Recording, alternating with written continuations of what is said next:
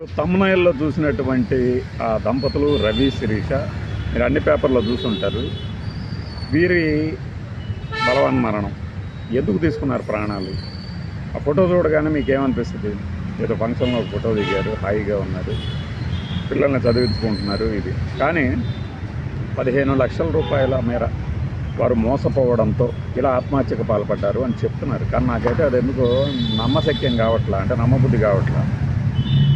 మరి ఆల్రెడీ ఒక వ్యాపారంలో ఉన్నవాళ్ళు ఇంకొక వ్యాపారంలో భాగస్వామ్యం కల్పిస్తాము అని చెప్పి వీళ్ళని మోసం చేశారని, చైతన్యపురిలో వీళ్ళేదో రైస్ బిజినెస్ చేస్తుంటాడు రవి అని చెప్పేసి వార్తలు ఉంటాయి.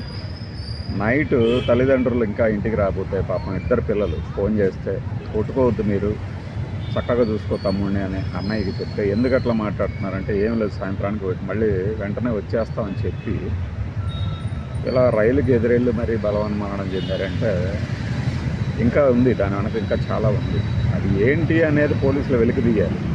దీనికి ఎవరైతే ప్రేరేపించారో, ఎవరైతే కారణంగా ఆర్థిక కారణాలు అని చెప్తున్నారో వాళ్ళందరినీ కూడా అదుపులో తీసుకొని ప్రశ్నిస్తే తప్పితే ఇట్లాంటి సంఘటనలు ఒకటో రెండు అయినా ఆగవు.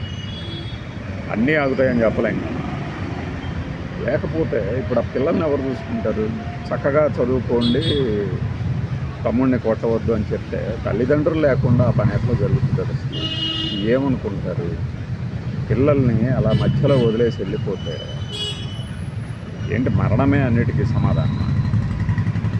ఆర్థిక సమస్యలు, ఎవరో మహిళలు వచ్చి గొడవ చేశారట, దాంతో అతను మనస్తాపం చెందాడు, సరే షాప్ దగ్గరికి వెళ్ళి ఏడ్చారు అంటే చిన్న పోలీస్ స్టేషన్లో కంప్లైంట్ ఇవ్వచ్చు కదా.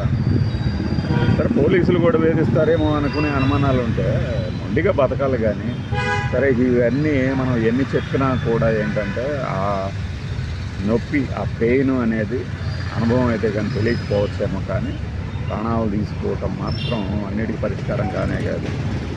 కొంతమంది ఫైనల్ జస్టిస్ అనేది, ఇన్ఫినిటీ జస్టిస్ అనేది చిన్న కారణాలకు కూడా చేస్తున్నారు. ఇప్పుడు అదే వార్త కింద చూస్తే మీరు భర్త వాట్సాప్ స్టేటస్ చూసి భార్య ఆత్మహత్య చేసుకున్నారు. ఏం పుట్టింది అసలు అర్థం కాదు. ఏంటి ఈ సోషల్ మీడియాలే మన జీవితాలు నిర్దేశించాలి. ఆ ఇన్సిడెంట్ అట్లా ఉంటే ఈ రవి శిరీష దంపతుల వయసు కూడా మరి ఒక 50-60 ఏళ్ళు ఉన్నవాళ్ళకి కూడా కాదు. 42 ఏళ్ళు అతనికి, ఆమెకి 33 ఏళ్ళు. లైఫ్లో సగం కూడా పూర్తి చేసినట్టు కాదు కదా. మరి ఏంటి అంటే రైల్వే పోలీసులు ఇప్పుడు అసలు కృష్ణా ఎక్స్ప్రెస్ అనే ట్రైన్కి ఎదురుగా వెళ్ళి చనిపోయారు అంటే ముందు వీళ్ళు ఎలా చనిపోయారు? కారణం ఏంటి?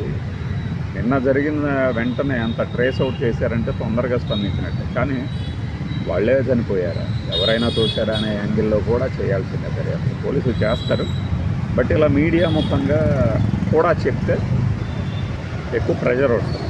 లేకపోతే ఏమవుతుందంటే జస్ట్ లైక్ దట్ ఆ కేసుని అట్లా మూసేసే ప్రమాదం కూడా కనిపిస్తుంది.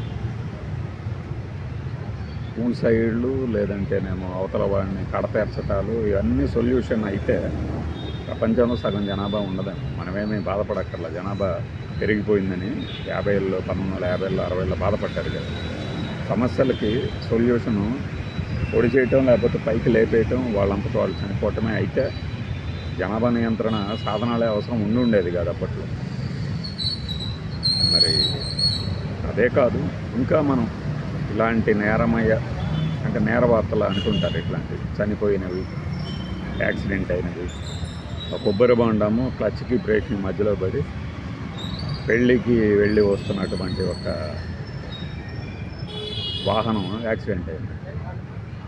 విధి ఎప్పుడు ఎవరిని ఎలా కడతీర్చుకుందో చెప్పలేం. కానీ ఇలా బలవన్మరణాలకి పాల్పడాల్సిన అవసరం ఏంటి? ఇది ఆ దంపతుల ఫోటో చూసిన తర్వాత అనిపించింది. మన మధ్యనే ఉంటారు చుట్టూ, ఇట్లా కూడా అంత హాయిగా ఉన్నట్టుండే వాళ్ళ గురించి ఒక వార్త విన్నప్పుడు అలా అనిపిస్తుంది. ఏంటిది ఇలా జరిగింది ఏంటి?